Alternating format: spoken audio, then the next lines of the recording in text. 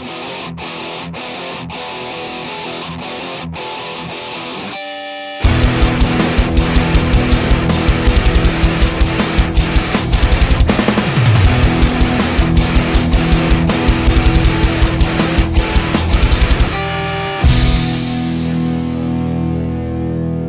y'all, it's Heel Heat time. Hi everybody and welcome to Heel Heat. My name is George Coles and this is a Heel Heat Top 10.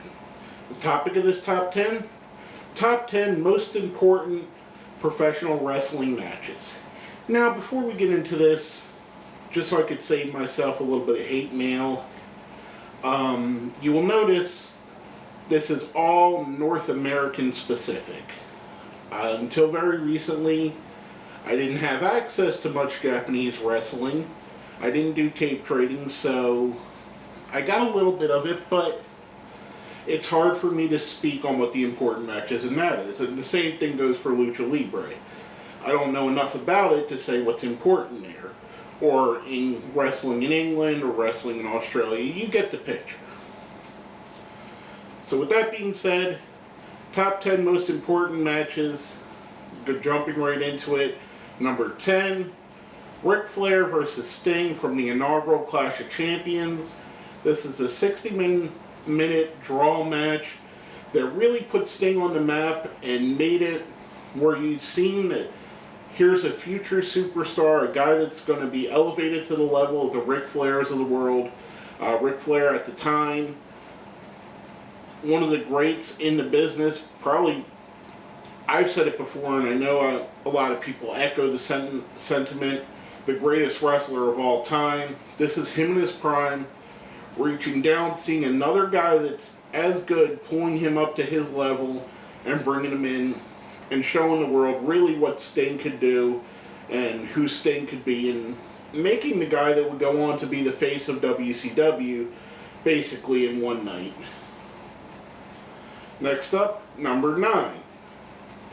The lone entry from our friends down at TNA, Samoa Joe versus AJ Styles versus Christopher Daniels from Unbreakable 2005. The reason this match goes on here is the pure artistry of this match. This is by far the greatest match that TNA has ever produced. Probably one of the greatest matches of all three of these guys' careers. Samoa Joe's had some other great matches with guys like CM Punk. AJ's had great matches all over the world. Christopher Daniels as well.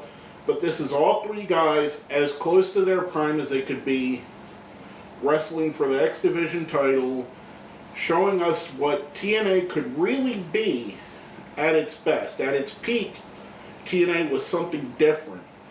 It was wrestling for wrestling fans, not sports entertainment, wrestling. It's a little bit of a different thing. I know that it's pretty much synonymous with each other thanks to WWE controlling the landscape and controlling the narrative. But this was where TNA really took hold, made a name for themselves. Unfortunately, most of the name for themselves that they've made, they've squandered away in the years since. However, it's 2016 and they're still going strong. The greatest match in the history of TNA. It's going to be hard-pressed, in my opinion, for anyone to ever top it.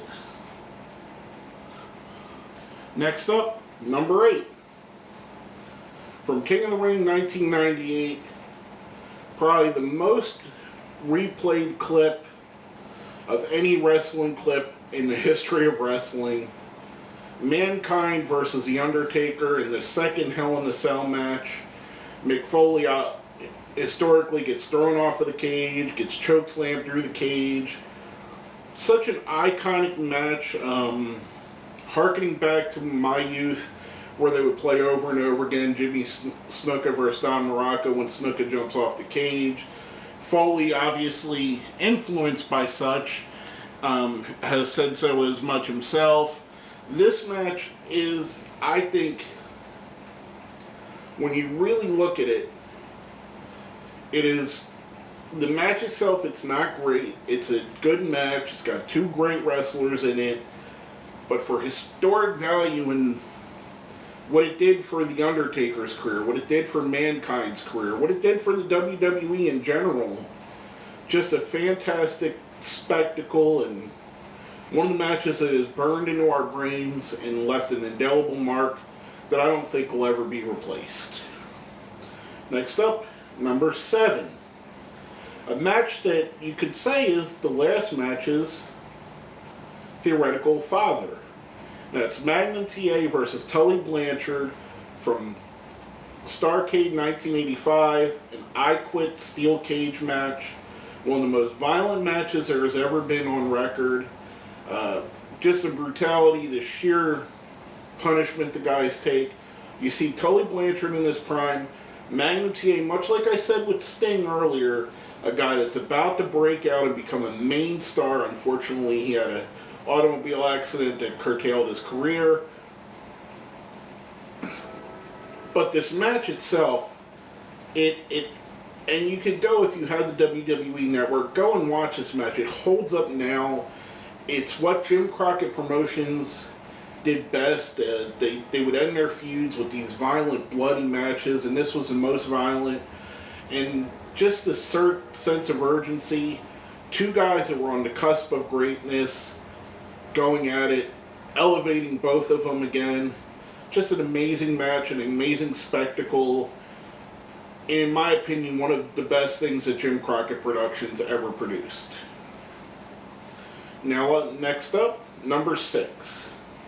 From Eastern Championship Wrestling, the finals of the NWA World Championship Tournament, and I think you all know where I'm going here. 2 Cold Scorpio versus the franchise Shane Douglas. Fantastic match in itself. More notable for what happens after the match.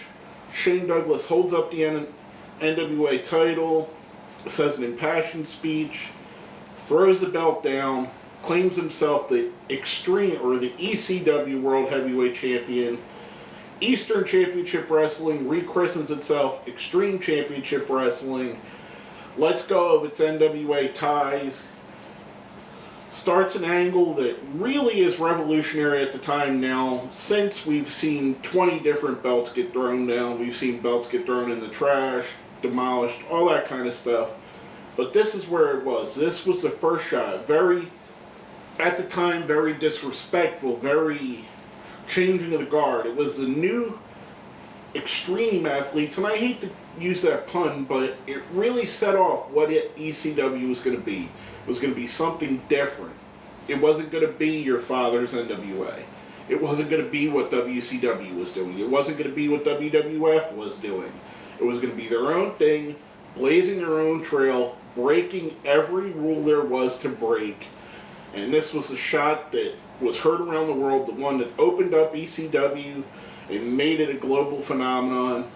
Unfortunately, the star burned way too bright too quickly, got too big too fast, whatever you want to say.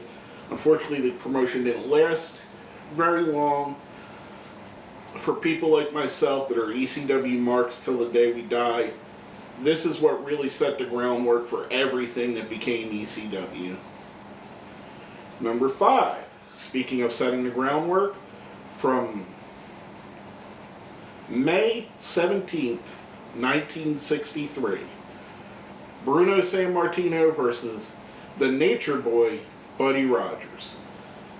This is the night that Bruno wins the WWF World Championship from Buddy Rogers. The reason why this is so significant, because over the course of the next 11 years, Bruno Sammartino pretty much had a monopoly on the title. He had 2 reigns, basically a 7-year reign and a 4-year or 5-year reign. And he was the guy that the WWF leaned heavily on, WWF at the time leaned heavily on as the main event attraction. The guy that brought you to the seats, the guy that would sell out the Garden, sell out the Boston Garden, sell out the Philadelphia Spectrum, and everywhere they went. This was the beginning of the Bruno Sammartino era, and as much as Hulk Hogan took the WWF from what it was to a global phenomenon, Bruno Sammartino took the WWF and put it on his back and made it something special, made it one of the top promotions in the territory days, and made it the promotion to work for. And laid the groundwork for what we would see, laid the groundwork for Hulk Hogan, for Steve Austin, all the greats that would come after him, all began with Bruno. Now, number 4, fittingly, and somehow it just works out like this, there's always a 4 horsemen somewhere in our number 4 spot, and this one's no exception. From Starrcade 1983, the first Starrcade, Harley Race versus Ric Flair for the NWA World Championship. Flair at the time had won the championship twice, but really hadn't set himself in the upper echelon that Harley Race had the decade before, that Dusty Rhodes had already began to be in, or was already in. This is Flair basically taking the reins from the old king, Harley Race, and becoming the new king of professional wrestling.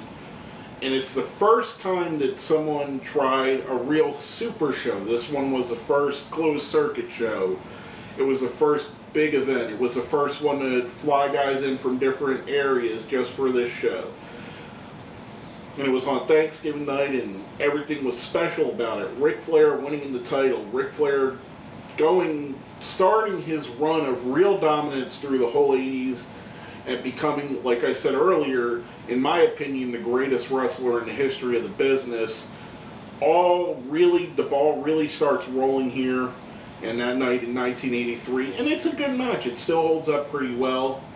You got the old guard being replaced by the new guard, and basically setting the groundwork for the battle lines to be drawn. Ric Flair would be the face of the NWA through the 80s, as Hulk Hogan was the face of the WWF through the 80s, and the two biggest companies going at each other for dominance in the whole United States. Ric Flair, in my opinion, again, best wrestler of all time. Now, number 3, from WrestleMania 14, another passing of the torch match. A lot of this revolves around that. An era begins with another era ending. Stone Cold Steve Austin versus the Heartbreak Kid Shawn Michaels, with special guest referee Mike Tyson. Tyson brought the casual fans in, helped bring a different audience to see WWF at the time that hadn't watched WWF. Steve Austin and Shawn Michaels were really breaking away from the new era, the cartooniness. The Stone Cold character really erupted on the scene. Shawn Michaels was doing some stuff with D-Generation X that was really ahead of its time, really exploring the boundaries of where you could take professional wrestling.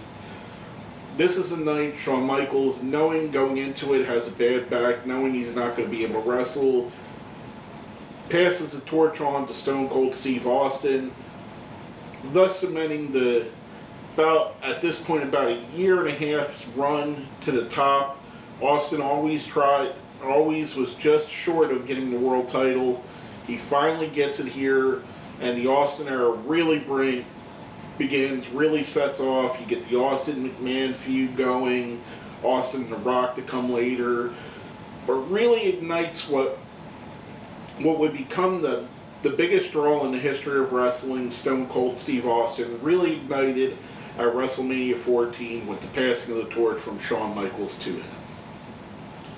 Now, number 2, from WCW Bash at the Beach 1996, and if you hear that, you already know what it's going to be.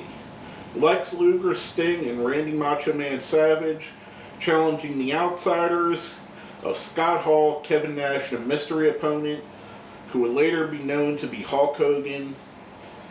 This is the match that took WCW from a distant second and made it the number 1 company. You had the angle was already going with Hall and Nash being the Outsiders coming to take over WCW. Who was going to be the third man? Who's going to join them?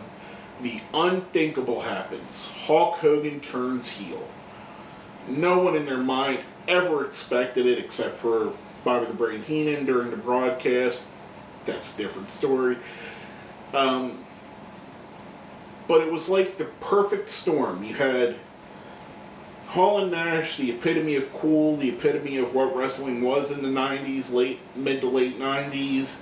Hulk Hogan, the guy that pretty much everybody at that point was brought to the table by Hulk Hogan. He was the guy that made Hulk Hogan, or made wrestling, or with other people, of course.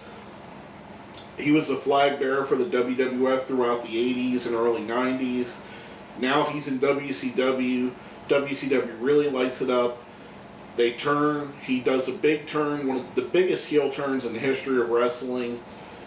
They begin the NWO, the angle that revolutionized a lot of things with production, with how heels are treated, how faces are treated, blurred the lines between reality and fiction, blurred the lines between what's a storyline and what's a shoot. Just a great angle and a great beginning. Unfortunately, it got bloated by the end and kind of destroyed itself. But this is the moment that really cemented what WCW was and how big of a deal they could become and would become over the next couple of years. Now, before we go into our number one, we do a thing on these. It's called the best of the rest. Basically, it's the stuff that we left off the list. When I write down the lists to make them, I write down about 10 to 15 things, and I go with the top 10, and what's left off is what I give you as the best of the rest. Basically, the things that are just outside of the top 10. First off, in no particular order, Bret the Hitman Hart versus Shawn Michaels from Survivor Series 1997, aka the Montreal Screwjob. The match that launched the Mr. McMahon character, that really was another play on anything could happen in the WWF. The fire that came after it, everything that's been done, there have been millions of videos made about it, tons of DVDs sold from it. Bret Hart's career elevated from it, Shawn Michaels' career elevated from it, Mr. McMahon's career elevated from it.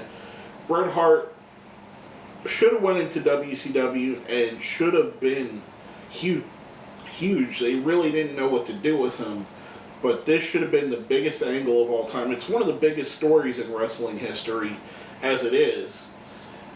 The fences didn't really get mended for another 10, 15 years after this. I mean, just the impact that is still happening now from this moment in time is amazing. And it's just one of those matches, one of those moments in wrestling that's going to go down in the annals of history.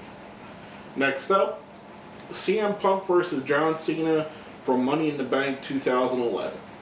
This was the night after the infamous CM Punk pipe bomb, where CM Punk was leaving the WWE, and he puts on a great match with John Cena.